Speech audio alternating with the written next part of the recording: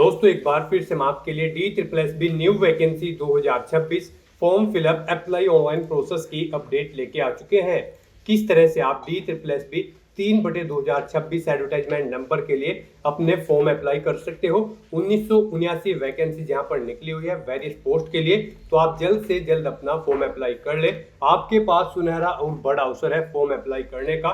Form apply करते समय अगर आपके सामने कोई भी प्रॉब्लम फेस हो रही है तो उसका हल भी आपको इस वीडियो में मिल जाएगा। आवेदन करते समय आपको कोई भी ऐसी गलती या फिर मिस्टेक नहीं करनी होगी जिसको करने से आपका फॉर्म भी रिजेक्ट हो सकता है। आवेदन करते समय आपको कुछ महत्वपूर्ण बातों को भी ध्यान में रखना होगा, तभी आपका फॉर्म भी सक्सेसफुली सबमिट हो पाएगा। अप्लाई करते समय आप अपना रजिस्ट्रेशन किस प्रकार से करोगे, कैसे आप अपनी पर्सनल डिटेल, क्वालिफिकेशन की डिटेल या फिर अन्य डिटेल यहाँ पर फिल करोगे, किस तरह से डॉक्यूमेंट, सिग्नेचर, फोटोग्राफ और कितने केबी में आपको अपलोड करने होंगे, फीस पेमेंट करते हुए रजिस्ट्रेशन से लेकर प्रिंट तक आप कैसे अपना फॉर्म अप्लाई करोगे, पूरी जानकारी के लिए आपको ये वीडियो शुरू से लेके एंड तक बिना स्किप किए हुए देखनी होगी। इस वीडियो को पूरा देखने पर ही आपके सभी सवाल और डाउट क्लियर होंगे। तो चलिए दोस्तों बिना कोई वक्त कमाए शुरू करते हैं DSSB new vacancy form fill up की पूरी जानकारी। फॉर्म भरने से पहले आपको सबसे पहले हमारी वेबसाइट IND सरकारी नौकरी के इस पेज पर विजिट करना होगा, जिसका लिंक आपको नीचे description plus first comment box में मिल जाएगा। और हमारे इस पेज पर विजिट करके आप यहां से DSSB न्यू वैकेंसी का फॉर्म अप्लाई कर सकते हो। Delhi subordinate service selection board की ओर से यहाँ पर junior scientific assistant, JSA, IT assistant, train graduate teacher, fitter special educator, domestic science teacher, data entry operator और भी अन्य वेरियस पोस्ट यहाँ पर निकली हुई है। 1979 वैकेंसी है। सभी पोस्ट के लिए लास्ट डेट ऑनलाइन आवेदन करने की 15 जुलाई 2026 है। 12th degree, PG degree, diploma धारक अप्लाई कर सकते हैं। 18 से 27, 30, 32 वर्ष आयु सीमा है। पोस्ट वाइज एलिजिबिलिटी आप नोटिस से चेकआउट कर सकते हो। और यहाँ पर application fees UR OBC WS के लिए 100 रुपये है। SC ST PH को फीस जमा नहीं करनी होगी, ऑनलाइन मोड से आप फीस पेमेंट करोगे। ऑनलाइन अप्लाई कर सकते हो, दिल्ली जॉब लोकेशन है, ऑल ओवर इंडिया से अप्लाई कर सकते हो।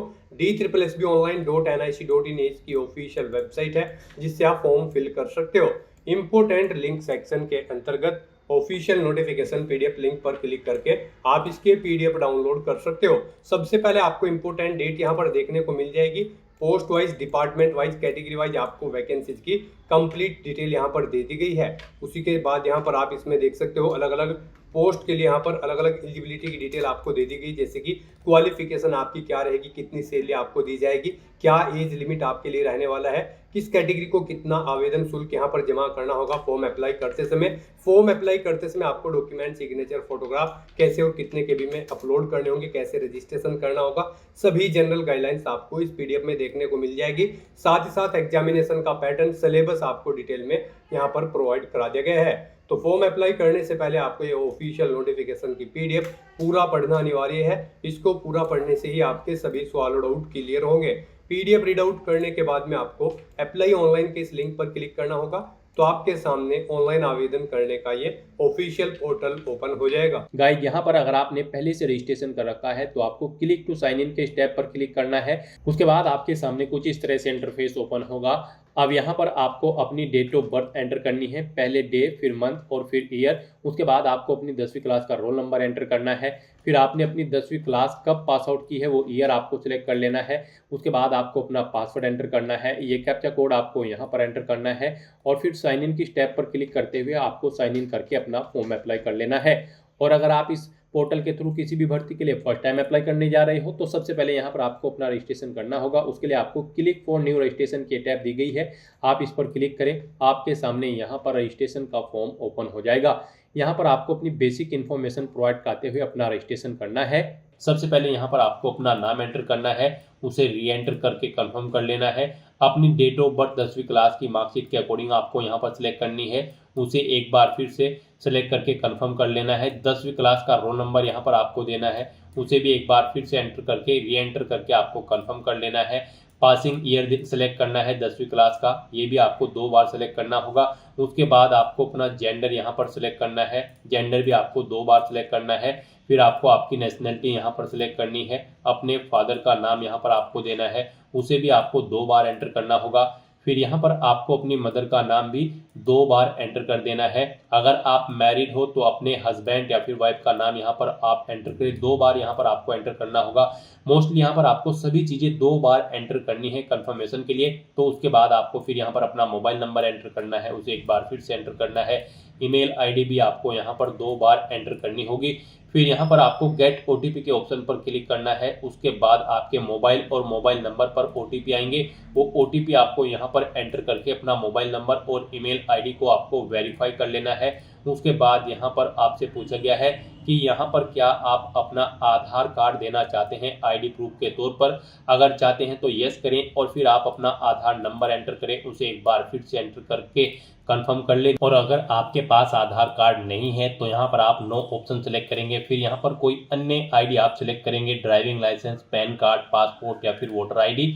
और उसके बाद यहाँ पर आपको अपने आईडी का नंबर देना है, उसे एक बार फिर से यहाँ पर आपको री एंटर करना है। उस पर जो नाम अंकित है वो यहाँ पर आपको मेंशन करना है, उसे एक बार फिर से यहाँ पर आपको एंटर करना है। और फिर यहाँ पर आपको अपना आईडी प्रूफ अपलोड करना होगा। उसके लिए आपको चूज फाइल बटन पर क्लिक करना है, फाइल को सिलेक्ट करना है और अपना आईडी प्रूफ यहाँ पर आपको अपलोड कर देना है। यहाँ पर आपका आईडी प्रूफ जो होगा वो 15 KB से 60 KB के बीच में होना चाहिए। और उनकी हाइट यहाँ पर अगर आप पैन कार्ड या फिर ड्राइविंग लाइसेंस अपलोड करते हैं तो 300x200 पिक्सल विड्थ और हाइट होनी चाहिए। वोटर आईडी कार्ड के लिए 200x300 विड्थ हाइट होनी चाहिए। और पासपोर्ट के लिए 450x300 विड्थ हाइट यहाँ पर आपकी होनी चाहिए। जेपीईजी या फिर जेपीजी फॉर्मेट में आपका ये डॉक्यूमेंट होना चाहिए। उसके बाद यहाँ पर आपको अपना पासवर्ड क्रिएट करना है। पासवर्ड यहाँ पर गाइड आपका 0 से 9 कैरेक्टर के बीच में होना चाहिए और ये अल्फा न्यूमेरिक फॉर्मेट में होना चाहिए। मींस आपके पासवर्ड में कम से कम एक अपर केस कैरेक्टर, एक लोअर केस कैरेक्टर, एक इंटीजर नंबर और एक स्पेशल कैरेक्टर जैसे कि @ या फिर डॉलर होना चाहिए। वही पासवर्ड आपको दोबारा से यहाँ पर री एंटर करके उसे कंफर्म कर लेना है। पेज को नीचे स्क्रॉल डाउन करना है, अंडरटेकिंग के इस ऑप्शन में चेकबॉक्स को ओके करना है। फिर यहाँ पर आपको प्रीव्यू के ऑप्शन पर क्लिक करके अपने रजिस्ट्रेशन की जो डिटेल आपने प्रोवाइड कराई है उसका प्रीव्यू चेकआउट कर लेना है। उसके बाद आपको इस चेकबॉक्स को ओके करना है और फिर गाइड आपको यहाँ पर सबमिट के इस ऑप्शन पर क्लिक कर देना है। नेक्स्ट आपके सामने कुछ इस तरह से इंटरफेस होगा। यहाँ पर आपको एक रजिस्ट्रेशन नंबर प्रोवाइड कर दिया गया है। ये रजिस्ट्रेशन नंबर आपके रजिस्टर्ड मोबाइल नंबर और ईमेल आईडी पर भी सबमिट कर दिया गया है। आपको इसे केयरफुली नोट डाउन करके रख लेना है फ्यूचर यूज के लिए। यहाँ पर इस रजिस्ट्रेशन नंबर में आपकी डेट ऑफ बर्थ है, रोल नंबर है 10वीं का और पासिंग ईयर है 10वीं का। तो यहाँ पर आपको इस नंबर को केयरफुली नोट डाउन करके रख लेना है। और यहाँ पर गाइड अब आपको प्रोसीड के इस ऑप्शन पर क्लिक करना है। नेक्स्ट आपके सामने कुछ इस तरह से इंटरफेस ओपन होगा। अब यहाँ पर आपको क्लिक टू साइन इन के इस ऑप्शन पर क्लिक करना है। उसके बाद आपके सामने कुछ इस तरह से इंटरफेस हो जाएगा। अब यहाँ पर आपको अपनी डेट ऑफ बर्थ एंटर करनी है, पहले डे, फिर मंथ, फिर ईयर। फिर आपको अपनी 10वीं क्लास का रोल नंबर एंटर करना है। उसके बाद आपको पासिंग ईयर सिलेक्ट कर लेना है 10वीं क्लास का। फिर यहाँ पर आपको अपना पासवर्ड एंटर करना है, ये कैप्चा कोड आपको यहाँ पर एंटर करना है। और उसके बाद गाइस आपको साइन इन के ऑप्शन पर क्लिक करते हुए अपने डैशबोर्ड में साइन इन कर लेना है। लॉगिन करने के बाद आपके सामने आपका डैशबोर्ड कुछ इस तरह से शो होगा। यहाँ पर अगर आप अपना मोबाइल नंबर या फिर ईमेल आईडी मॉडिफाई करना चाहते हैं तो मॉडिफाई के ऑप्शन पर क्लिक करके आप मॉडिफाई कर सकते हैं। और गाइस यहाँ पर अब आपको अपना फॉर्म अप्लाई करने के लिए अप्लाई फॉर न्यू एप्लीकेशन के इस ऑप्शन पर क्लिक करना है। फिर आपके सामने कुछ इस तरह से इंटरफेस ओपन होगा। यहाँ पर DSSB के इस पोर्टल पर करंट में जितनी भी भर्तियां चल रही होंगी, जिन जिन पोस्ट के लिए, वो सभी यहाँ पर आपको शो कर दी जाएगी। यहाँ पर आप जिस पोस्ट के लिए अप्लाई करना चाहते हैं उसके सामने आपको अप्लाई नाउ का लिंक दिया गया है, टैब दिया गया है। आप इस पर क्लिक करके अप्लाई कर सकते हैं। तो यहाँ पर आप अपनी एजुकेशनल क्वालिफिकेशन के अकॉर्डिंग आप जिस पोस्ट के लिए एलिजिबिलिटी क्राइटेरिया फुलफिल करते हो उसके सामने आप अप्लाई नाउ के ऑप्शन पर क्लिक करते हुए यहाँ पर अपना फॉर्म अप्लाई करेंगे। फिर आपके सामने कुछ इस तरह से इंटरफेस ओपन होगा। अब यहाँ पर आपका फॉर्म स्टार्ट हो चुका है। कुछ डिटेल यहाँ पर आपको आपकी ऑटोमेटिकली फिर मिलेगी, जैसे कि आपका नाम, आपके फादर मदर का नाम, आपकी डेट ऑफ बर्थ जो कि आपके रजिस्ट्रेशन से फेच कर ली गई है। अब आपको इस पेज को नीचे स्क्रॉल करते हुए यहाँ पर अपना प्रेजेंट एड्रेस एंटर करना है पिन कोड के साथ। फिर आपको अपना परमानेंट एड्रेस एंटर करना है पिन कोड के साथ। और अगर आपका परमानेंट एड्रेस आपके इस प्रेजेंट एड्रेस के अकॉर्डिंग सेम है तो आप इस चेकबॉक्स को ओके कर देंगे। ऑटोमेटिकली आपका परमानेंट एड्रेस आपके प्रेजेंट एड्रेस के अकॉर्डिंग यहाँ पर फिल हो जाएगा। उसके बाद गाइज आपको यहाँ पर अपनी कैटेगरी सेलेक्ट करनी है, आप जिस कैटेगरी से बिलोंग करते हैं। फिर यहाँ पर अगर आप यूजर कैटेगरी से बिलोंग करते हैं तो आपको अपना कैटेगरी सर्टिफिकेट नंबर यहाँ पर एंटर करना होगा। किस डेट को वो इशू हुआ है वो डेट आपको यहाँ पर सेलेक्ट कर लेनी होगी इस कैलेंडर में से। फिर यहाँ पर आपके पास यह सर्टिफिकेट किस स्टेट से इशू हुआ है वो स्टेट आपको सेलेक्ट कर लेना है। यहाँ पर अथॉरिटी का नाम आपको एंटर करना है, किस अथॉरिटी ने आपको इशू कराया है, जैसे कि पटवारी, कानूगो या फिर तहसीलदार, तो यहाँ पर वो आप डेजिग्नेशन एंटर करेंगे। फिर यहाँ पर आपसे पूछा गया कि क्या आपकी कोई सब कैटेगरी है। अगर इनमें से आपकी कोई सब कैटेगरी है, जैसे कि अगर आप एक सर्विसमैन हैं या गेस्ट ऑफ कॉन्ट्रैक्ट टीचर है या डिफरेंटली एबल कैंडिडेट हैं, तो इनमें से आप ऑप्शन सेलेक्ट करेंगे और उसकी डिटेल देंगे। नहीं है तो आप इनमें से कोई भी चेकबॉक्स ओके नहीं करेंगे।